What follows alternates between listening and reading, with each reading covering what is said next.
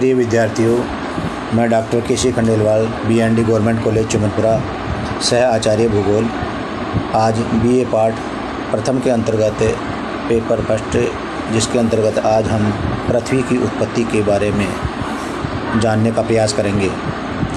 मनुष्य ने पृथ्वी व उसकी उत्पत्ति के संबंध में अनेक मतों का प्रतिपादन किया है।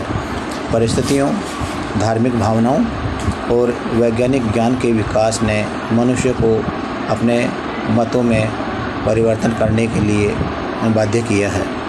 सत्य की खोज में अनेक विद्वानों के विचार, जिसमें मुख्य रूप से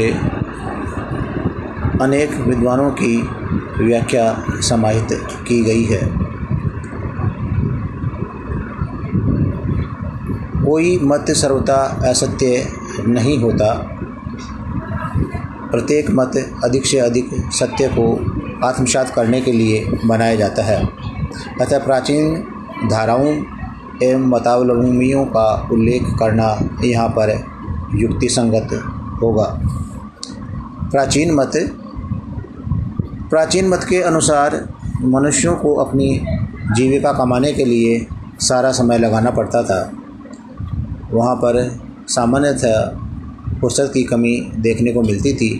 अतः पृथ्वी की उत्पत्ति के विषय में सोचने का काम धार्मिक नेताओं का तथा दार्शनिक मतावलंबियों का ही देखने को मिलता है। साधारण मनुष्य प्रारंभ में अपनी पृथ्वी के थोड़े क्षेत्र में सीमित था। अतः पृथ्वी उसे चौरस प्रतीत होती थी। यहाँ आश्चर्य की बात है कि प्राचीन धार्मिक विद्वानों ने लगभग प्रत्येक देश में पृथ्वी को एक अंडे के समान माना। हिंदुओं की दृष्टि में पृथ्वी एक सोने का अंडा, अर्धगोला आदि, जो सर्प के ऊपर बैठे कच्छप की पीठ की 4 हाथियों के सारे संतुलित होने की व्याख्या को समाहित करता है। पोलिनेशिया के विद्वानों का विचार है कि पृथ्वी एक अंडा है जो समुद्र पर तैर रहा है। मिस्र निवासी भी पृथ्वी को जल पर तैरता हुआ एक गोला ही मानते हैं। नॉर्समैन का विचार था कि पृथ्वी सारस के अंडे के समान है।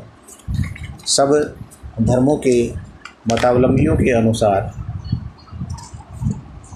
प्रत्येक वस्तु का निर्माण करता भगवान माना गया है। अतः पृथ्वी की उत्पत्ति भगवान के द्वारा मानी गई। वैज्ञानिक ज्ञान की कमी होने के कारण लोगों का ध्यान आलोचनाओं की तरफ नहीं जाने दिया गया, परंतु जैसे जैसे नवीन तथ्य सम्मुख आते गए, वैसे वैसे पुराने मतों के साथ उनका संघर्ष देखने को मिला और जैसे जैसे मतों का संपादन भी होने लगा। आधुनिक मत 18वीं शताब्दी से ही पृथ्वी के जन्म पर वैज्ञानिक दृष्टि से सोच विचार प्रारंभ हो गया था।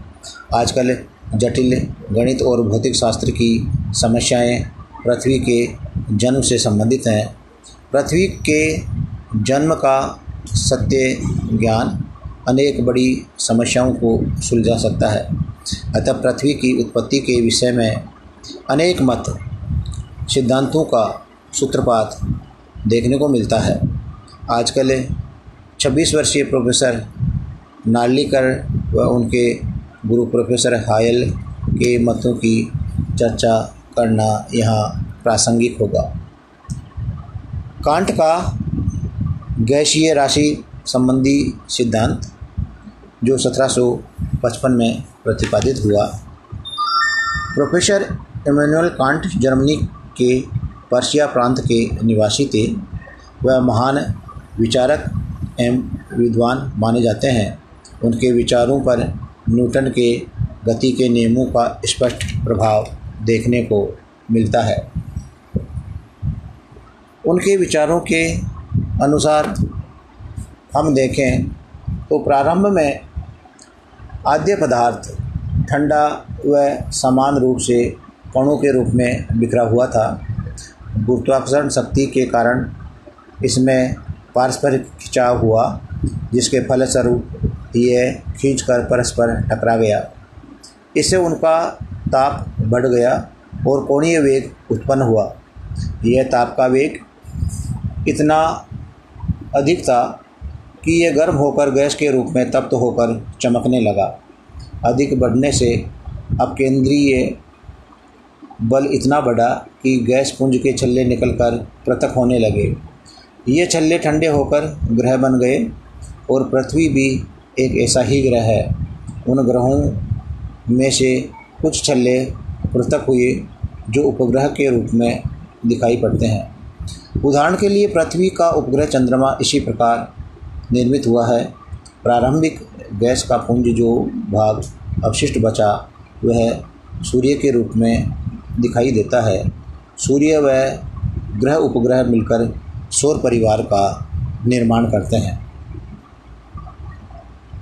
इस सिद्धांत के गुणों की अगर हम व्याख्या करें तो मुख्य रूप से गुरुत्वाकर्षण व गति के नियमों पर निर्भर यह पहला वैज्ञानिक सिद्धांत था। अतः इस ओर अनेक वैज्ञानिकों का ध्यान आकर्षित हुआ। लाप्लास का निहारिका सिद्धांत कांट के सिद्धांत से प्रभावित है। इस सिद्धांत के दोषों के अंतर्गत कांट ने यह माना था कि कणों के परस्पर टकराने से उनमें कोणीय वेग उत्पन्न हो जाता है। यह सिद्धांत नितांत त्रुटिमय सिद्ध हुआ और कोणीय संवेग की अविनाशिता के नियम के प्रतिकूल है। दूसरा, कणों के टकराने के बाद उनको कोणीय वेग देने के लिए किसी बाहरी शक्ति का होना आवश्यक है। कांट ने ऐसी किसी शक्ति का उल्लेख नहीं किया है। कणों के परस्पर टकराने का कारण कांट ने गुरुत्वाकर्षण शक्ति को बताया है। यह प्रश्न स्वाभाविक है कि टकराने से पहले क्या गुरुत्वाकर्षण शक्ति नहीं थी या कोई अन्य शक्ति उन्हें टकराने से रोके हुए थी। कांट इन प्रश्नों का उत्तर कोई संतोषपूर्ण जवाब नहीं दे पाए। पृथ्वी की उत्पत्ति के संबंध में जो दूसरा सिद्धांत है वह है लाप्लास की निहारिका परिकल्पना या सिद्धांत, जो 1796 ईस्वी में प्रतिपादित किया गया था। लाप्लास एक फ्रांसीसी वैज्ञानिक था। उसने 18वीं शताब्दी के अंतिम वर्षों में पृथ्वी व सौरमंडल की उत्पत्ति द्वारा इसको समझाने का प्रयास किया। उन्होंने बताया कि प्रारंभ में पदार्थ बहुत तप्त व घूमती हुई गैस राशि के रूप में थी।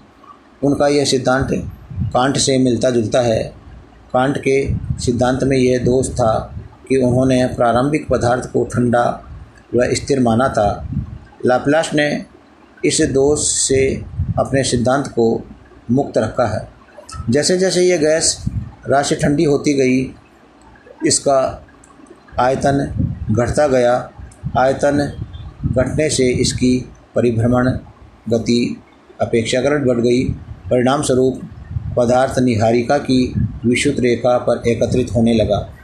गति बढ़ने से अपकेंद्रीय बल भी बढ़ा और निहारिका का पदार्थ केंद्र की ओर गुरुत्वाकर्षण बल के कारण आकर्षित होने लगा। अब अपकेंद्र बल गुरुत्वाकर्षण बल के बराबर हो गया तो विषुवत रेखा का कुछ पदार्थ एक छल्ले के रूप में पृथक होकर भार विहीन रेखा का कुछ पदार्थ एक छल्ले के रूप में पृथक होकर अलग हुआ। निहारिका के अधिक ठंडा होने और गति बढ़ने कर अपकेंद्रीय बल गुरुत्वाकर्षण बल से बढ़ गया और छल्ला इस निहारिका से दूर चला गया। बाद में यह अनेक छल्लों में विभाजित हो गया। ये छल्ले ठंडे होकर ग्रह एवं नक्षत्रों में परिवर्तित हो गए। निहारिका मध्य भाग जो अवशिष्ट रहा है सूर्य कहलाया। इस गुण के अंतर्गत मुख्य रूप से जो सिद्धांत हमें देखने को मिलते हैं तो हम इसकी व्याख्या के तौर पर यह कह सकते हैं कि लाप्लास के सिद्धांतों अनुसार ग्रहों का अक्ष तथा कक्ष पर घूमना स्पष्ट रूप से दिखाई देता है। इस सिद्धांत की व्याख्या हम पृथ्वी के आंतरिक भाग का पिघली हुई दशा के रूप में होना, ज्वालामुखी के लावा तथा गहराई के ताप के बढ़ने से सिद्ध होता है। आजकल के भूभौतिक शोधों से भी पृथ्वी के गर्भ के पिघली दशा में होने की पुष्टि होती है। सब ग्रहों की रचना एक जैसे तत्वों की उपस्थिति लाप्लास के सिद्धांत का समर्थन करती है, क्योंकि ग्रह उस छल्ले से बने हैं जो सूर्य का कभी अंश था। दोषों के रूप में इस सिद्धांत के लिए हम यह कह सकते हैं कि लाप्लास ने अपने सिद्धांत के गुणात्मक पक्ष की ओर अपेक्षाकृत कम ध्यान दिया है। सौर परिवार के सदस्यों की संहति, दूरी और गति, वर्तमान परिणाम को देखकर यह सिद्ध किया जा सकता है कि निहारिका का कोणीय संवेग इतना नहीं था कि उनमें से एक छल्ला पृथक हो सके। ग्रह के बराबर इससे छल्ला पृथक नहीं किया जा सकता। स्पष्टतः निहारिका इतनी नहीं सिकुड़ती। अतः ग्रहों के बनने का कारण लाप्लास की निहारिका सिद्धांत से प्राप्त नहीं होता। लाप्लास ने यह नहीं बताया कि छल्ले ठोस पिंड के रूप में किस प्रकार परिवर्तित हुए। छल्लों के खंडों को वास्तव में लोप हो जाना चाहिए था। अरुण और शनि के कुछ उपग्रह विपरीत दिशा में गति करते हैं। यह तथ्य लाप्लास के सिद्धांत में अपेक्षाकृत नहीं समझाया गया है। लाप्लास के सिद्धांत के अनुसार केवल एक ही छल्ला पृथक हुआ, परंतु इस सिद्धांत से छल्ले बनाने की क्रिया निरंतर होती रहती है। रोशे के सिद्धांत में यह दोष अवश्य कम हो जाता है। लाप्लास के सिद्धांत के अनुसार निहारिका को नक्षत्र जोड़ी में विभक्त होना चाहिए था। इस व्यवस्था में दोनों नक्षत्र एक दूसरे के चारों ओर गति करते हैं। सौर परिवार जैसी रचना इस सिद्धांत के सर्वथा प्रतिकूल है। आगे के